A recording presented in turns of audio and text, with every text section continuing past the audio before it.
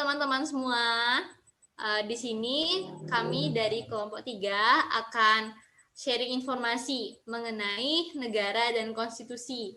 Sebelum itu, perkenalkan kami dari kelompok 3, saya Intan, kemudian ada teman saya Cici,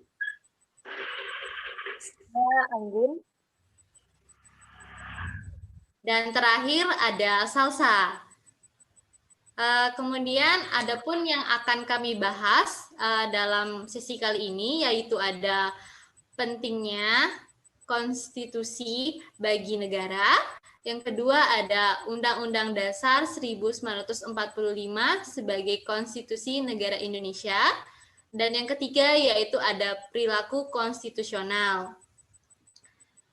Adapun arti dari konstitusi. Jadi, arti dari konstitusi itu sendiri secara umum adalah keseluruhan sistem ketatanegaraan suatu negara yang berupa kumpulan peraturan yang membentuk, mengatur, ataupun memerintah dalam pemerintahan suatu negara. Istilah konstitusi dalam bahasa Inggris adalah constitution dan constitutor dalam bahasa Prancis. Kedua kata tersebut berasal dari bahasa Latin, yaitu constitutio, yang berarti dasar susunan badan. Dalam bahasa Belanda, istilah konstitusi disebut dengan grondwet, yang terdiri atas grond berarti dasar, dan wet berarti undang-undang. Dengan demikian, istilah konstitusi sama dengan undang-undang dasar. Kemudian dalam praktek ketatanegaraan, konstitusi pada umumnya memiliki dua arti.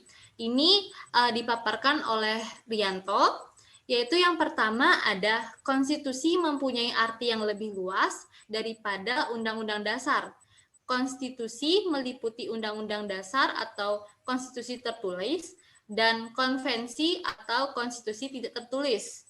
Dengan demikian, dapat dikatakan Undang-Undang Dasar termasuk ke dalam bagian konstitusi.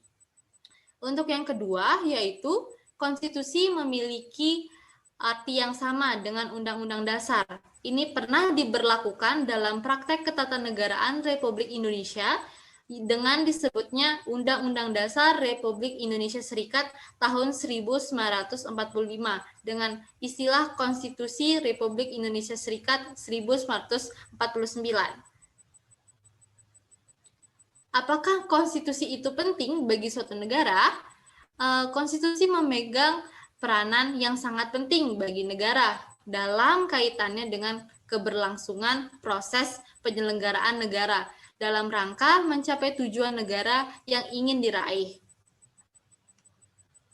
Kemudian ada peran penting konstitusi dalam negara demokrasi. Konstitusi berperan yaitu ada konstitusi berperan dalam dasar pembentukan negara, yaitu dalam konteks Indonesia, Undang-Undang Dasar 1945 sebagai dasar hukum tertulis tertinggi dapat disebut dengan Deklarasi Kemerdekaan Indonesia dan dasar pembentukan negara. Hal ini secara jelas tercantum dalam pembukaan Undang-Undang Dasar 1945 yang memuat pernyataan kemerdekaan serta tujuan nasional yang berlandaskan Pancasila. Undang-Undang Dasar 1945 juga mengatur kerangka ketatanegaraan serta tugas dan wewenang lembaga negara. Kemudian, untuk peran yang kedua yaitu ada konstitusi berperan sebagai hukum dasar. Konstitusi dalam negara demokrasi memuat hal-hal aturan-aturan kehidupan berbangsa dan bernegara yang bersifat prinsip atau mendasar. Konstitusi merupakan hukum dasar yang disusun untuk mengatur kedudukan dan fungsi lembaga pemerintahan dan hubungan kerjasama antara negara dengan rakyat. Kemudian, peran selanjutnya yaitu konstitusi sebagai sumber hukum tertinggi. Konstitusi merupakan acuan awal atau rujukan disusunnya peraturan perundangan yang berada di bawah konstitusi. Dengan demikian, tidak ada boleh satupun peraturan perundangan yang bertentangan dengan konstitusi. Undang-Undang Dasar 1945 adalah sumber hukum yang tertulis yang paling tinggi di Indonesia. Hal ini berarti, sesuai dengan pernyataan tersebut, Undang-Undang Dasar 1945 merupakan sumber hukum tertulis tertinggi dan dasar bagi setiap pembentukan peraturan perundang-undangan di bawahnya, agar tidak bertentangan dengan Undang-Undang Dasar 1945. Untuk selanjutnya yaitu ada konstitusi sebagai perekat bangsa. Konstitusi merupakan suatu konsensus yang mencerminkan keanekaragaman yang dibalut dalam suatu ikatan kebangsaan dan kenegaraan. Heterogenitas dalam negara demokrasi diakui dan dilindungi keberadaannya. Heterogenitas ini menuntut adanya sikap saling menghargai dan menghormati di antara warga. Sikap saling menghargai dan menghormati inilah yang memicu tumbuh kembangnya sikap toleransi antar masyarakat. Yang kemudian ada konstitusi sebagai perangkat kehidupan demokratis. Konstitusi dalam negara demokratis mengatur kehidupan kemasyarakatan, kebangsaan, dan kenegaraan melalui konstitusi yang demokratis dalam suatu kekuasaan dan pemerintah yang demokratis, agar dapat mewujudkan dengan menerapkan nilai-nilai demokratis yang tersirat dalam konstitusi oleh setiap anak bangsa. Kemudian ada konstitusi sebagai penjaga demokrasi. Suatu negara yang menganut demokrasi sejatinya memaknai demokrasi tidak hanya sebagai suatu proses pemilihan umum semata, tetapi demokrasi hendaknya dimaknai secara substansial, yaitu penghargaan dan perlindungan HAM, pemerintah yang terbatas, dan penyelenggaraan pemerintah berkedaulatan rakyat yang telah ditetapkan dalam konstitusi. Jika ada aturan hukum atau kebijakan yang bertentangan dengan inti demokrasi, maka harus dibatalkan. Dalam negara demokrasi, demokrasi diatur dan dibatasi oleh aturan hukum. Dengan demikian, konstitusi sebagai hukum tertinggi dalam negara demokrasi mengatur prosedur demokrasi serta substansi pemerintah yang demokratis. Hal ini dimaksudkan sebagai upaya untuk menjaga demokrasi dari penggunaan kekuasaan yang membahayakan demokrasi itu sendiri. Selanjutnya yaitu ada konstitusi sebagai alat untuk membatasi dan memisahkan kekuasaan negara. Di Indonesia, pembatasan kekuasaan juga dilakukan melalui konstitusi. Dalam Undang-Undang Dasar 1945 secara jelas diatur tentang kedudukan dan wewenang dari setiap lembaga negara. Hal ini dimaksudkan agar terciptanya pengawasan dan keseimbangan dalam penyelenggaraan negara. Selain itu, pembatasan wewenang ini dilakukan agar tidak terjadi adanya intervensi dan gangguan lainnya yang dapat mengganggu jalannya pemerintahan. Dan yang terakhir yaitu ada konstitusi sebagai pelindung HAM dan hak-hak warga negara. Konstitusi pada hakikatnya disusun guna mencegah terjadinya penyalahgunaan kekuasaan negara yang dapat berakibat pada adanya pelanggaran HAM dan warga negara. Hal ini berdasar kilasan sejarah yang menunjukkan bahwa banyaknya jenis-jenis pelanggaran hak asasi manusia yang ditimbulkan akibat penyalahgunaan kekuasaan yang dilakukan penguasa. Untuk mencegah selalu berulangnya masalah pelanggaran hak-hak asasi manusia yang dilakukan oleh negara tersebut, maka diperlukan pembatasan kekuasaan negara melalui konstitusi. Pembatasan ini diperlukan guna melindungi hak-hak manusia seperti hak untuk hidup, kesejahteraan hidup, dan hak kebebasan. Dalam Undang-Undang Dasar 1945, ketentuan mengenai hak-hak asasi manusia serta hak dan kewajiban warga negara telah diatur dengan begitu jelas, terutama setelah dilakukannya perubahan Undang-Undang Dasar 1945. Kemudian Undang-Undang Dasar sebagai konstitusi Indonesia akan dilanjutkan oleh Kiki. Pengertian Undang-Undang Dasar 1945 adalah hukum dasar tertulis yang mengikat pemerintah, lembaga-lembaga negara, lembaga masyarakat, dan juga mengikat setiap warga negara Indonesia dimanapun mereka berada, dan juga mengikat setiap penduduk yang berada di wilayah negara Indonesia.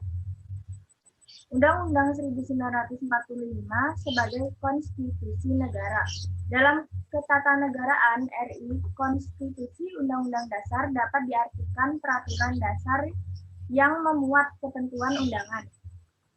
Konstitusi adalah keseluruhan peraturan baik yang tertulis maupun tidak tertulis yang mengatur secara mengikat. Kedudukan konstitusi dengan adanya UUD, penguasaan dapat mengetahui aturan ketentuan pokok mendasar mengenai ketatanegaraan sebagai hukum dasar yang tertinggi.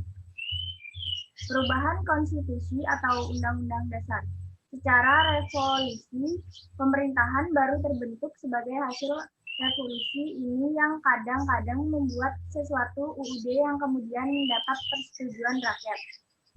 Secara evolusi, UUD atau konstitusi berubah secara berangsur-angsur yang dapat menimbulkan suatu undang-undang dasar. Secara otomatis, undang-undang dasar yang sama tidak berlaku lagi. Keterkaitan antara dasar negara dengan konstitusi nampak pada gagasan dasar, cita-cita, dan tujuan negara yang tertuang dalam pembukaan Undang-Undang Dasar suatu negara. Dasar negara sebagai pedoman penyelenggaraan negara secara tertulis, termuat dalam konstitusi suatu negara. Selanjutnya ada keterkaitan konstitusi dengan undang-undang dasar. Konstitusi adalah hukum dasar tertulis dan tidak tertulis, sedangkan undang-undang dasar adalah hukum dasar tertulis. Undang-undang dasar sifat mengikat oleh karenanya makin elastik sifatnya. Aturan itu makin baik. Konstitusi menyangkut cara suatu pemerintahan diselenggarakan.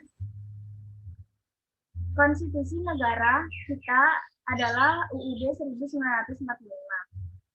UUD 1945 ialah sumber hukum dasar yang tertulis. Jadi semua perundang-undangan dan peraturan-peraturan harus bersumber pada Undang-Undang Dasar 1945. Undang-Undang Dasar mempunyai fungsi yang khas, yaitu membatasi kekuasaan pemerintah sedemikian rupa sehingga penyelenggaraan kekuasaan tidak bersifat sewenang-wenang. Dengan demikian diharapkan hak-hak warga negara akan lebih terlindungi. Sistem ketatanegaraan Indonesia. Keseluruhan sistem ketatanegaraan suatu negara yang berupa kumpulan peraturan yang membentuk, mengatur, atau memerintah dalam pemerintahan suatu negara. Salah satu perwujudan dalam mengatur dan menyelenggarakan kehidupan ketatanegaraan suatu negara adalah dalam bentuk konstitusi atau undang-undang dasar. Konstitusi diartikan sebagai hukum dasar atau undang-undang dasar. Istilah itu menggambarkan keseluruhan sistem ketatanegaraan suatu negara. Ketatanegaraan RI sebelum dan sesudah perubahan Undang-Undang Dasar 1945. Sebelum perubahan Undang-Undang Dasar 1945, MPR RI sebagai lembaga tertinggi negara juga sebagai pelaksana kedaulatan rakyat negara RI. Sesuai dengan pasal 1 ayat 2 UUD 1945 bahwa kedaulatan adalah di tangan rakyat dan dilakukan sepenuhnya oleh Majelis Permusyawarahan Rakyat. Sesudah perubahan Undang-Undang Dasar 1945 dalam pasal 1 ayat 2 yang telah mengalami perubahan perihal kedaulatan disebutkan bahwa kedaulatan berada di tangan rakyat dan dilaksanakan menurut UUD sehingga tampaklah bahwa MPR RI tidak lagi menjadi pelaksana kedaulatan rakyat. Di sini ada lembaga-lembaga dalam sistem ketatanegaraan menurut UUD Negara Republik Indonesia tahun 1945. Selanjutnya dilanjutkan oleh teman saya. Adapun pengertian perilaku konstitusional. Perilaku konstitusional diartikan sebagai perilaku yang sesuai dengan konstitusi sebuah negara. Sebaliknya, perilaku konstitusional ialah perilaku yang tidak sesuai dan bertentangan atau menyimpang dari konstitusi negara.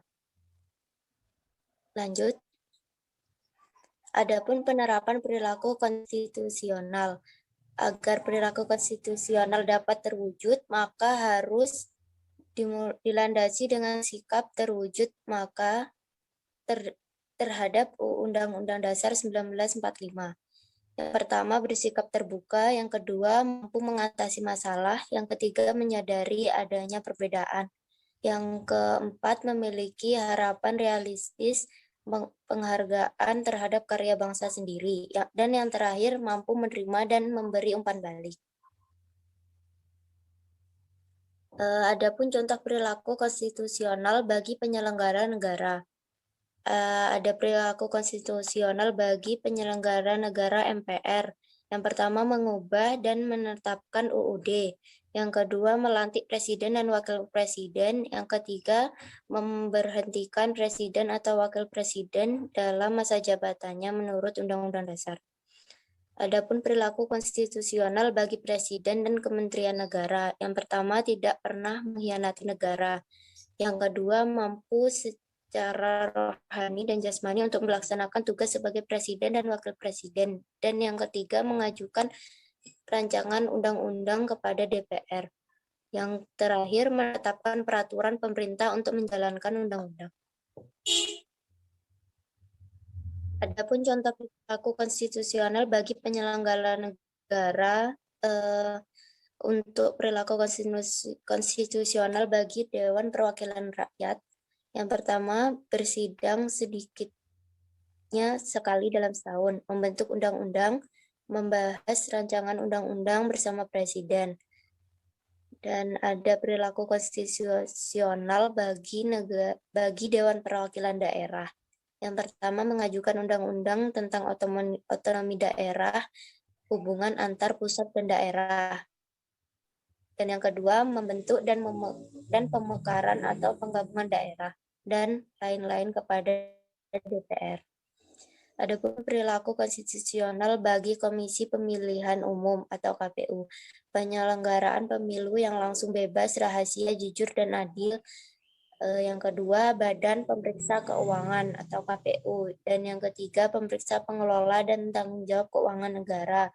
Yang keempat, penyerahan laporan hasil pemeriksaan kepada DPR, DPD, dan DPRD.